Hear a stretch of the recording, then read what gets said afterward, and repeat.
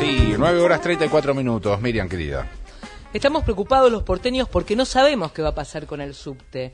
Hace pocos días veníamos hablando de que como condición para tomar el subte, el gobierno de la ciudad de Buenos Aires pretendía conculcar lisa y llanamente el derecho de huelga. Ahora parece que hay otras cuestiones que están en danza, como por ejemplo el aumento de tarifas sin consulta, sí, absolutamente inconsulta, perché mi piace, como quien dice. Pero no tendría que haber audiencias públicas, ese tipo de cosas. Y bueno, estamos en comunicación con alguien que sabe, Gabriela ¿no? Cerruti, que es legisladora porteña por Nuevo Encuentro. Gaby, ¿cómo te va? Luciano Galende de este lado, la señora Miriam Lewin de este lado. ¿Cómo anda usted? ¿Cómo están, Luciano? Bien. Miriam, buen día. Buen día, Gabriela. ¿Cuáles son los ejes por los cuales vos pensás o opinás que es absolutamente inaceptable? Empecemos por esta suerte de conculcación del derecho de huelga, que es un derecho constitucional. Mira, el proyecto que presenta Macri, yo creo que acá tenemos un problema con Macri, que es cada tema lo mira desde el lugar del negocio, tal vez lo mira desde el lugar de su ideología, porque se juntan las dos cosas, ¿no? El negocio y el rechazo a lo que son los derechos laborales y sindicales. Con el tema de los derechos laborales y sindicales, con una discusión muy fuerte con los metrodelegados durante todas estas últimas semanas, ayer dijeron, no firmaron ningún papel ni reformaron el proyecto de ley, que los puntos principales de lo que estaban planteando los sindicalistas, se iban a tomar en cuenta, entre otras cosas porque son anticonstitucionales, como por ejemplo modificar desde la ciudad de leyes nacionales sobre si es un... Ayer los delegados decían algo que para mí fue muy contundente. ¿Vos sabés que no hay jubilados de trabajadores del subterráneo? Porque se mueren antes de jubilarse por el nivel de insalubridad y las condiciones insalubres en las cuales se trabaja. No, la verdad es que no sabía, y varios dato. En la mesa nos hemos quedado boquiabiertos. Es un dato impactante. Nosotros sí. también ayer cuando nos pasaron este dato, los mismos sindicalistas discutiendo, y la verdad es que ahí la discusión no fue como que de repente cuando los datos son tan contundentes se trasladan a otro lugar. Pero además, el proyecto Macri tiene tres grandes temas, digamos, por los cuales es inviable de votar. Uno es una cantidad de superpoderes que se le otorgan al jefe de gobierno para hacer todos los negocios que quiera con respecto al subte. Puede hacer la contratación directa de la empresa que concesione el subte. Esto no es una contratación directa para hacer una escuela por 1 millón de pesos. Es una contratación directa de millones y millones de pesos por año que puede llevar adelante el jefe de gobierno de manera directa si la legislatura aprueba hoy esta ley. Pero además puede armar una sociedad anónima en la cual el Estado de la ciudad se asocie con empresas extranjeras, que no sabemos cuáles son, pero ellos sí deben saber y por eso quieren que les votemos este punto, digamos, deben creer que o los chinos o los catalanes o alguno que ya tienen en vista con quien se quieren asociar para hacer una empresa mixta entre el Estado de la ciudad y una empresa extranjera, pero además el jefe de gobierno puede por sí mismo, sin audiencia pública y sin legislatura, de acuerdo a este proyecto de ley, aumentar las tarifas cada vez que quiera y armar un fondo fiduciario, endeudarse, ¿no? De una cantidad de puntos. Pero además hay dos puntos. El proyecto prevé que cada vez que hay un aumento salarial de los trabajadores, automáticamente se aumentan las tarifas. Vos sabés que las tarifas ya se aumentaron al 125% en enero de este año, y la verdad es que la variable que se tiene en cuenta para una tarifa, obviamente no tiene nada solamente que ver con el sueldo de los trabajadores, sino con otra cantidad de ingresos y egresos de la empresa. Pero además quieren votar un impuesto más en el medio de que estamos todavía soportando que llegan las boletas de la ABL con este 100% de aumento en muchos casos en los últimos días. Además de eso, quieren un impuesto a las naftas, que además es inconstitucional porque es un impuesto que es nacional. Es un impuesto y es nacional, claro, no se puede hacer, ¿no? Pero al margen de eso, al margen de que sea nacional, yo tampoco lo votaría si fuera algo que puede decidir la ciudad, porque esto significa que hoy, una semana antes de irnos de vacaciones, digamos, cuando la gente ya tiene armado su presupuesto de vacaciones, vos le estás diciendo que el litro de nafta le va a costar 40 centavos más por litro. Esto para cualquier presupuesto de cualquier ciudadano, digo, es un cambio. Gaby, ahora, de todos modos, Gaby, quiero preguntarte respecto de la idea de servicio esencial también que estaba dando vueltas alrededor del proyecto, donde planteaba prácticamente la prohibición de la huelga en las horas pico, o por lo menos la mantención del servicio del 90% del servicio para las horas pico, y por otro lado la mantención del servicio en un 60%, creo, o en un 40% en las horas no pico, lo cual ponía muy en cuestión el derecho a huelga. Mi postura personal al respecto es que efectivamente el transporte público es algo que nos pertenece a todos, además de a los trabajadores, nos pertenece de alguna manera también a los usuarios, y el nivel de descalabro y también de mala utilización de esos recursos frente a una cosa pública tan importante como el transporte ha sido en los últimos años una cosa muy exagerada.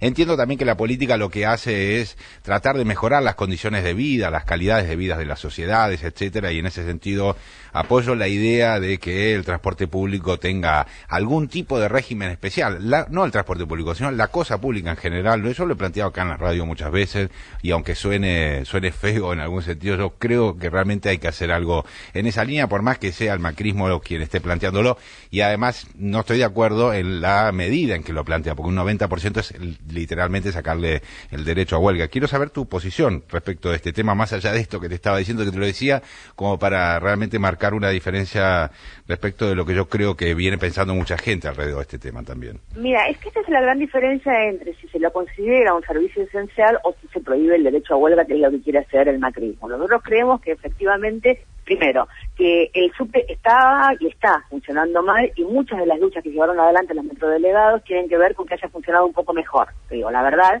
es que ellos son los que han ganado una cantidad de condiciones para el subte, no solo para los trabajadores, sino también para quienes viajan todos los días en el subte, que el único control que hubo sobre la empresa es el de los trabajadores, realmente, digamos, y nosotros aspiramos a que la empresa funcione mejor, incluso que pueda ser una empresa estatal la que gestione el subte, y esto haga que el nivel de conflictividad baje. Lo que tenemos que entender es que no haya conflictos en la sociedad, no que no haya huelgas, y que se puedan resolver de otra manera los conflictos y que no tengan que llegar los trabajadores a esa instancia. Ahora, garantizar un servicio como se garantiza en los hospitales o como se puede garantizar en la policía, digo, esto no significa de ninguna manera el 90% del personal trabajando. ¿Cuánto significa, Gabriela, para tener una idea? Esto significa lo suficiente como para poder, digo, por ejemplo, nosotros estamos planteando la posibilidad de que haya que se extienda durante toda la noche el subterráneo, pero no quiere decir que tienen que estar todos los trabajadores toda la noche. Pueden haber algunas boleterías abiertas en algunas estaciones, que pare estación por medio, por ejemplo, y con un maquinista y con alguna gente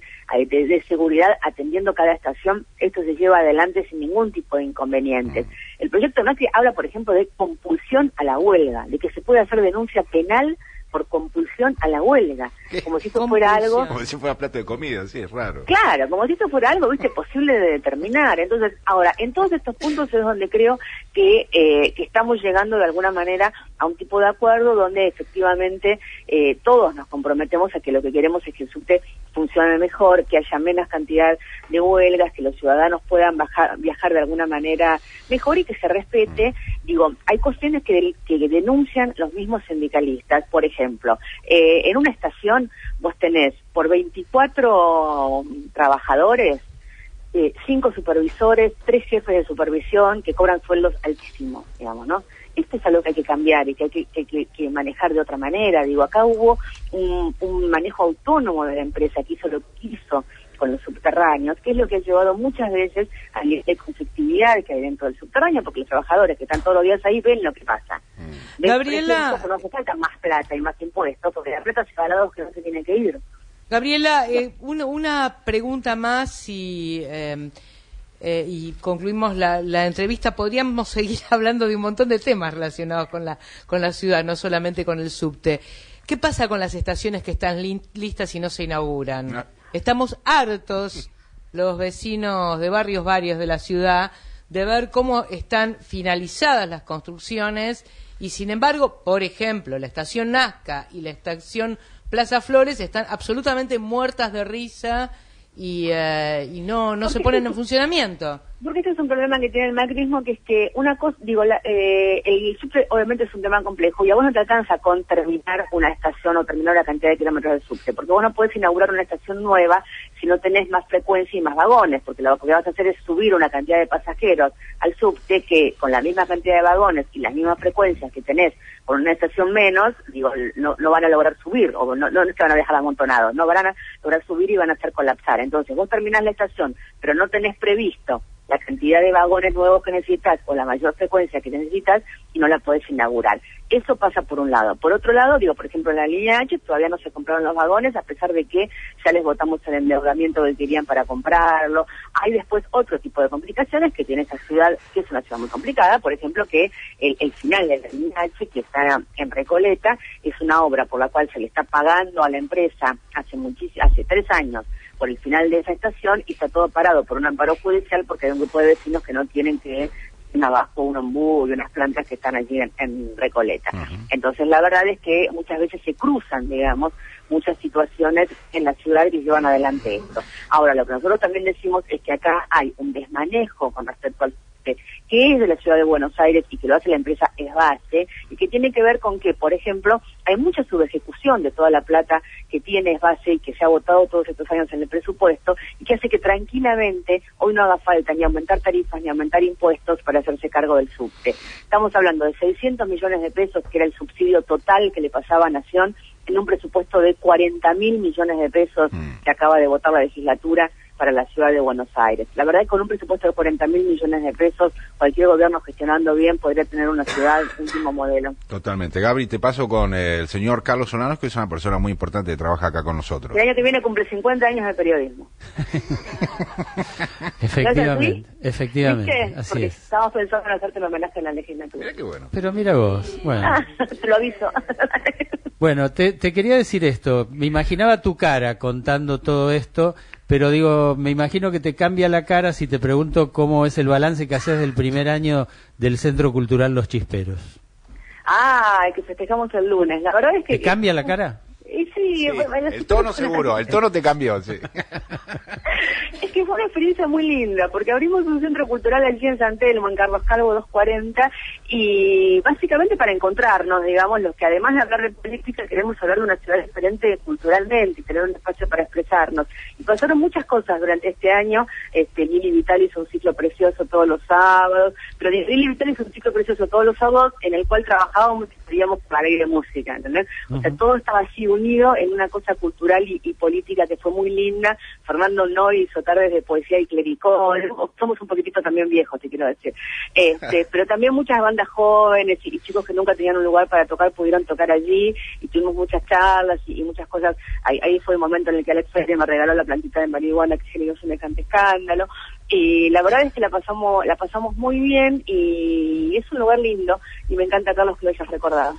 Bueno, y siguen, ¿no? Por supuesto. Sí, por supuesto. Ahora vamos a parar un poquito para el verano, pero estamos con una muestra de los dibujos de Miguel, que es hermosa, y en febrero ¿Los dibujos de quién? Que no de se Miguel, escucha. de Miguel Rep. Ah, de Miguel. Ah, mira qué De bueno. Miguel Rep. Sí, una muestra de los dibujos de Miguel, que es preciosa, y en febrero arrancamos con una muestra de Loisa Cartonera, ¿viste?